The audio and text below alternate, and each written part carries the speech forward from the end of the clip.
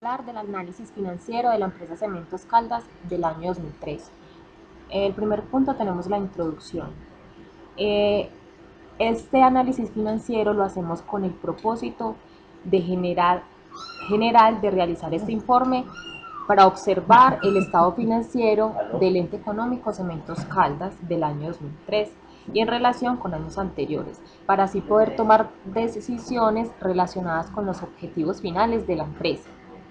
También para tener un control interno que se ocupe en particular de la rentabilidad de la inversión generando sus utilidades a plazos diversos y su solvencia. También para obtener conocimiento de cómo se puede realizar un informe financiero en la competencia de matemáticas financieras dictada por el instructor Julián Arias Vega. Este análisis se realiza con el fin de informar y mostrar cómo es la operación económica de la empresa Cementos Caldas en diferentes áreas, teniendo en cuenta todos sus respectivos indicadores económicos. Para hacer un análisis de los estados financieros del año 2013 y en realización con años anteriores, en donde daremos a conocer el comportamiento financiero de la empresa, para así tener un conocimiento más amplio desde la gerencia de los estados financieros hasta la realización de dicho análisis. Este análisis es importante para la junta directiva y así pues poder tomar decisiones en un futuro frente a la organización, para los inversionistas potenciales que buscan invertir sus recursos, para las entidades financieras en caso de solicitudes de préstamo. Vamos a hablar del objetivo general. Aquí vamos a evaluar la situación económica y financiera de la empresa a partir de las condiciones de equilibrio de su estructura financiera y económica, así como de sus flujos financieros.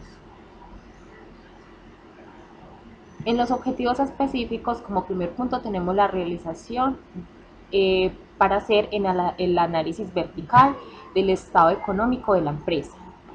El segundo es comparar la situación actual de la empresa frente a años anteriores. El tercero es interpretar los resultados obtenidos de los flujos de caja, las entradas y las salidas de dinero en efectivo. Y por último tenemos determinar la posición que ocupa la empresa dentro del mercado competitivo en la cual se desempeña.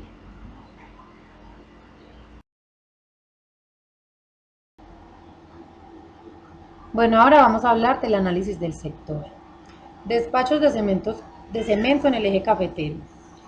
En los primeros 3 meses del año 2013, y similar a lo ocurrido en años antes, Caldas se mantuvo como el mayor receptor de cemento gris, con una participación del 49,3%, seguido Risaralda con el 31,4% y Quindío con el 19,3%. En total se enviaron 120.687 toneladas de cemento gris hacia el eje cafetero durante el primer trimestre del 2013, evidenciándose una reducción del 16,1% frente al mismo periodo del 2012, como consecuencia del descenso registrado en los 3 departamentos. En el próximo gráfico vamos a observar cómo el eje cafetero en el primer trimestre del 2013. Risaralda ocupando un 31%, que es la casilla de color azul. Quindío con un 19,30%, el que ocupa la casilla de color rosa. Y Caldas un 49,30%, ocupando casi el 50% de todas las toneladas enviadas de cemento gris.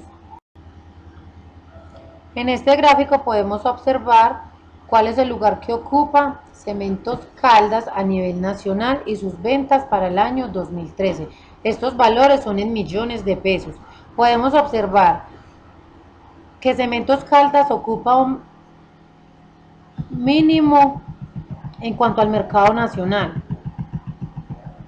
El porcentaje de participación a nivel nacional es de tan solo el 0,40%, ya que Argos es el principal productor de cemento gris a nivel nacional. En este gráfico observamos la participación en el mercado de Caldas en el primer trimestre del año 2013. Se observa las ventas de Cementos Caldas fueron de 16.149 toneladas, en comparación con otros que fue de 43.303 toneladas, teniendo una participación en el mercado local del 27%. En este gráfico están las ventas del año 2013, que suman 7.561.719. En la gráfica observamos que el color azul claro se encuentra Cementos Caldas, ocupando un pequeño espacio en el mercado nacional, obteniendo valores en millones de pesos de 29.877 millones de pesos anuales. La participación de la empresa en el mercado nacional en el año 2013 ocupa un muy pequeño porcentaje, de tan solo el 0,40%. Bueno, acá podemos evidenciar cómo está compuesto nuestros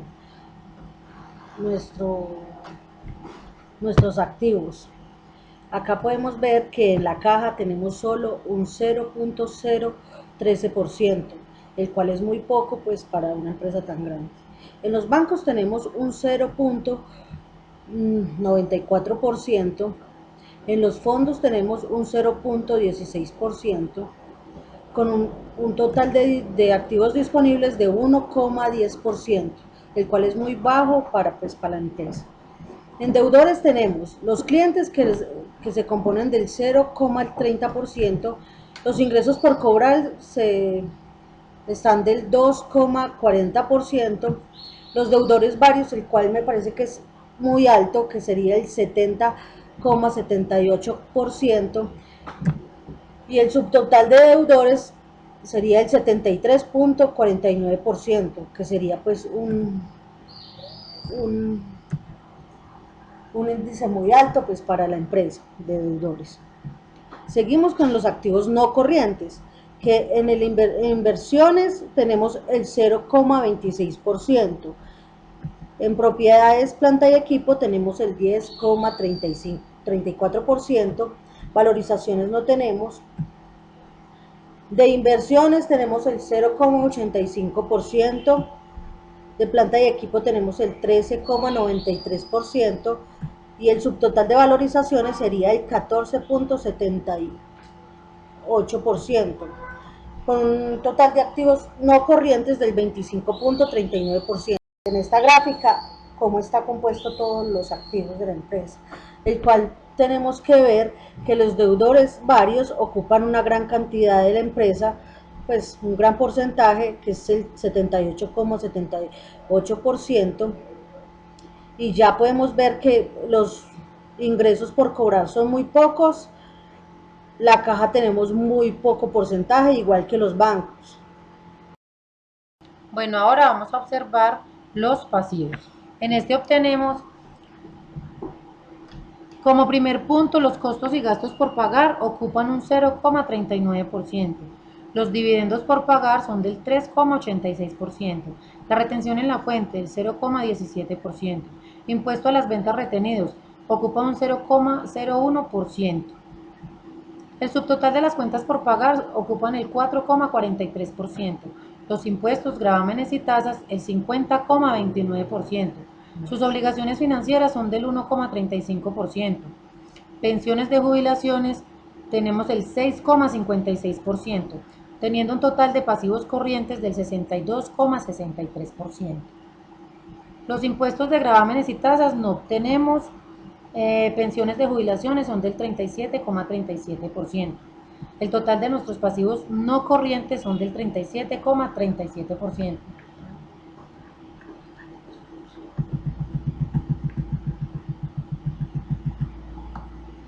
En esta gráfica observamos la composición del pasivo para el año 2013. Obtenemos que los impuestos, gravámenes y tasas que son las obligaciones que tiene la empresa ocupan el 59,29%. Las pensiones y jubilaciones son del 37,%. En este gráfico se puede evidenciar la composición del patrimonio de la empresa, teniendo como primero el capital suscrito y pagado por los dueños del 9,53%. Tenemos una prima de colocación de acciones de 1,88% en nuestro patrimonio y tenemos reservas del 7,91%. además de una revalorización del patrimonio del 125% en comparación al total del patrimonio. Sin embargo, nuestros resultados anteriores han dado pérdidas, lo que significa que en vez de dar números positivos tenemos números y porcentajes negativos. Por ejemplo, el resultado del ejercicio anterior es de menos 0,30% y el resultado de ejercicios anteriores nos da un resultado del menos 60,18%, balanceando así este 125% del total del activo que nos darían las valorizaciones. Acá en este siguiente gráfico podemos ver mucho mejor cómo se encuentra compuesto este patrimonio para el año 2013, teniendo como capital suscrito y pagado esta cantidad, que es muy baja en comparación a la revalorización de nuestro patrimonio. Sin embargo, acá podemos ver estos dos valores negativos, los resultados del ejercicio anterior y el resultado de ejercicios anteriores, que restan a nuestra revalorización, dando un resultado mucho menor del que nosotros esperaríamos en el patrimonio. Aquí podemos ver la composición del estado de resultados de la empresa. Tenemos en este momento nuestra composición con ingresos operacionales, ¿sí?, acá del 100% y una utilidad bruta de ese mismo 100%, ya que nosotros como empresa no tenemos costos de ventas, lo que nos da la utilidad bruta del 100%. Sin embargo, los gastos operacionales y de administración en comparación a los ingresos operacionales suman 411%, lo que nos brinda cifras negativas de menos 311% en utilidades operacionales, algo que es bastante grave para una empresa, puesto que si lo analizamos, la actividad primaria que estamos desarrollando no está generando utilidades sino pérdidas. Sin embargo, esto se puede nivelar con los ingresos no operacionales que obtiene la empresa por otras actividades, que son de 479% en comparación a los ingresos operacionales, ¿sí?, brindándonos así que los gastos operacionales son del 6% y la utilidad antes del impuesto, sumando los ingresos no operacionales y restando los gastos no operacionales, nos deja un margen de utilidad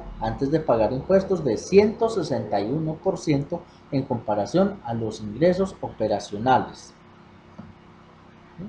Sin embargo, después de pagar nuestras obligaciones, que son el 241% en comparación a los ingresos operacionales, podemos darnos cuenta que aún así seguimos teniendo pérdidas y nos dan un menos 80%.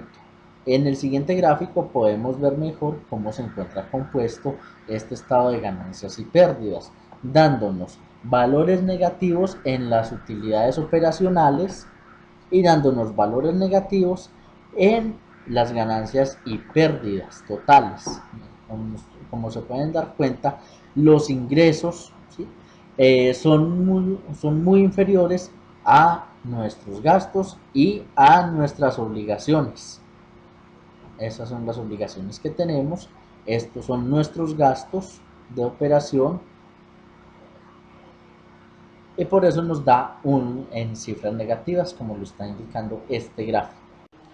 Bueno, en este cuadro nos podemos dar cuenta de nuestras variaciones en comparación con el año 2012 frente al año 2013. Tenemos una variación absoluta de menos 15 en comparación con el año 2012 y tenemos un valor relativo de menos 12%, o sea que nuestro activo en caja está disminuyendo.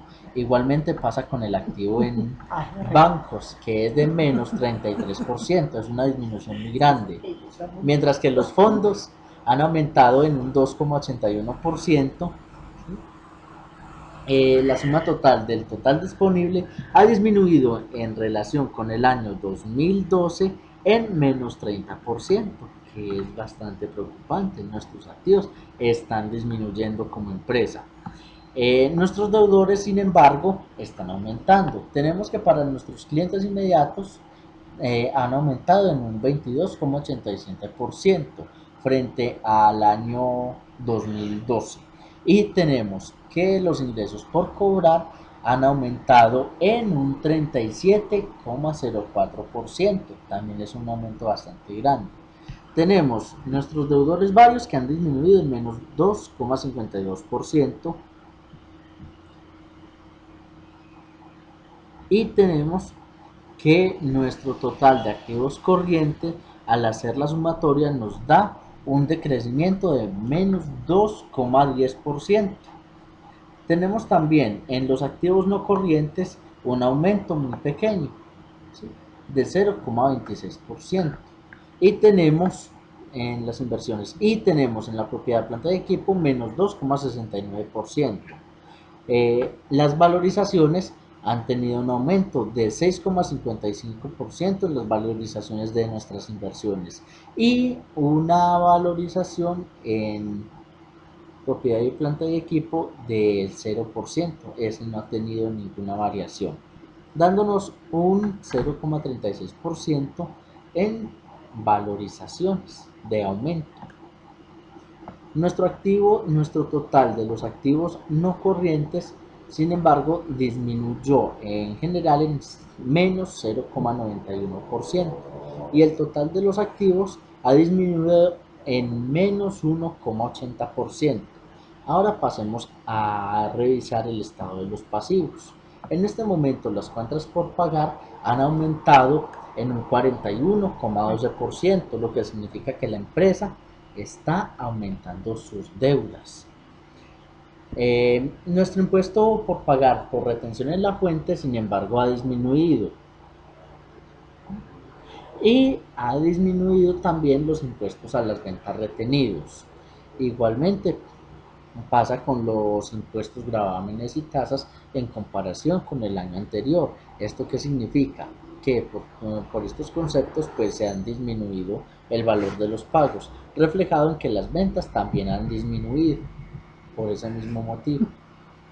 Las pensiones de jubilación, sin embargo, siguen aumentando y en el total de los pasivos corrientes vemos una disminución del menos 9,25%, lo que en general es bueno. Sin embargo, esto se atribuye a que las ventas han disminuido y por esto también han bajado las obligaciones que hay que pagar por impuestos. Tenemos que en este momento las pensiones por jubilación están en menos 0,238%. Han disminuido estas obligaciones, pero el total de los pasivos no corrientes suma menos 45,56%. Han disminuido todos nuestros pasivos en general. El total de los pasivos se ve disminuido en menos 27,36%. Y ahora pasemos a revisar la composición de nuestro patrimonio en comparación al año 2012. Vemos que nuestro capital suscrito y pagado sigue sin variaciones. Sin embargo, como se pudieron dar cuenta anteriormente, el resultado de los ejercicios nos ha dado cifras negativas, hemos tenido pérdidas, lo que significa entonces que nuestro patrimonio disminuye. Aún así, el superávit por valorización que vimos anteriormente, ¿sí?, nos da un 0,36% y un 0,47% de aumento en este patrimonio. Acá nos podemos dar cuenta que 3,62 días es el plazo de las cuentas por cobrar a corto plazo en pagar. La rotación de los activos es del 3,47%. Acá podemos ver que la capacidad de la empresa para generar ventas respecto a un volumen determinado de activos fijos es del 3,47%. Aquí les daremos unas recomendaciones después de realizar el análisis financiero de la empresa Cementos Caldas S.A. En vista de que la situación de la empresa en sus estados de resultado concluimos que su actividad económica principal no es rentable y debería cambiar de actividad económica, puesto que sus ingresos no operacionales, que serían las actividades diferentes a su actividad económica principal, son muy superiores a los ingresos operacionales de ventas.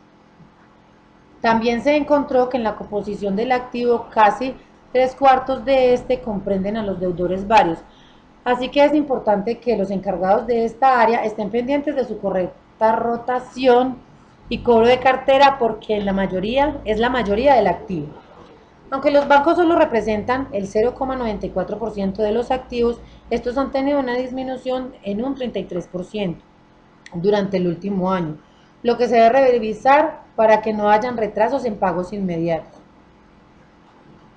También observamos que en el activo total en el año 2013 ha disminuido en un menos 2,10% con relación a periodos anteriores, y el activo ha disminuido con una relación al periodo anterior en menos 27,36%, lo que significa disminución de las deudas y aumento del patrimonio al realizar la ecuación patrimonial. Y así lo indica la tabla quinta en el valor total del patrimonio con relación al 2012. Sin embargo, es recomendable fijar políticas comerciales y financieras que mejoren o que aumenten sus ingresos y su patrimonio.